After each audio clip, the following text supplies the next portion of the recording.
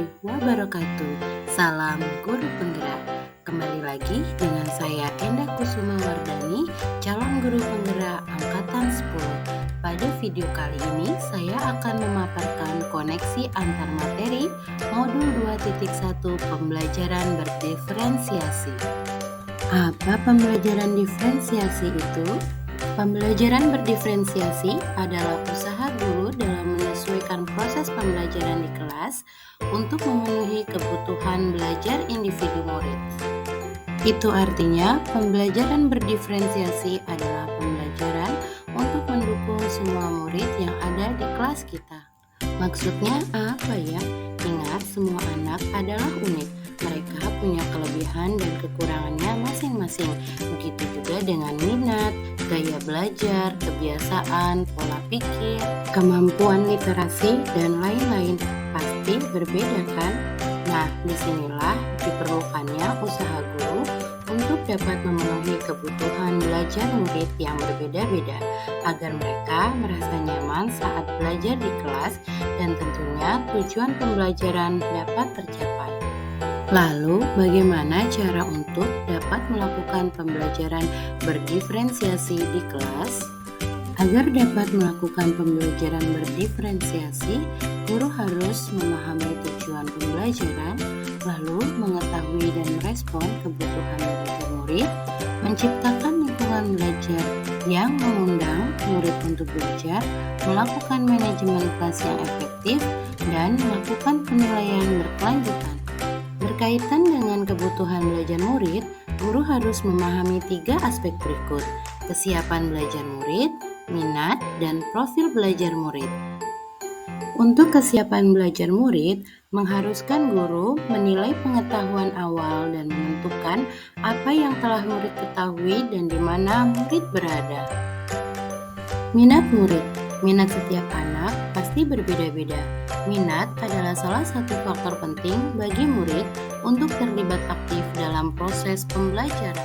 Selanjutnya, profil belajar murid yang dipengaruhi oleh beberapa faktor.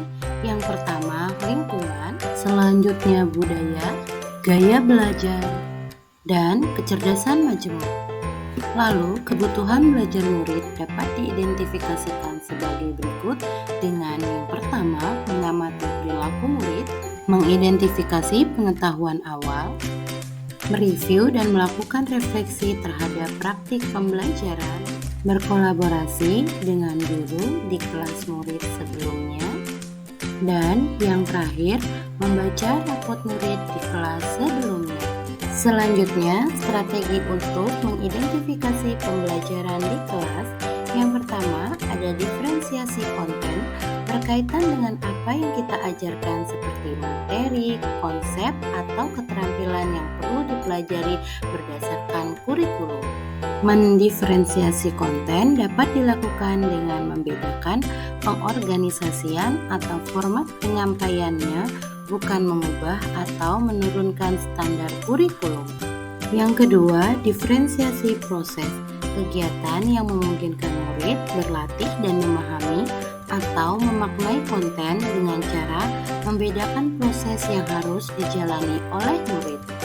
Dan yang terakhir, diferensiasi produk, bukti yang menunjukkan apa yang murid telah pahami dengan cara membedakan atau memodifikasi produk sebagai hasil belajar murid, hasil latihan, penerapan, dan pengembangan apa yang telah dipelajari.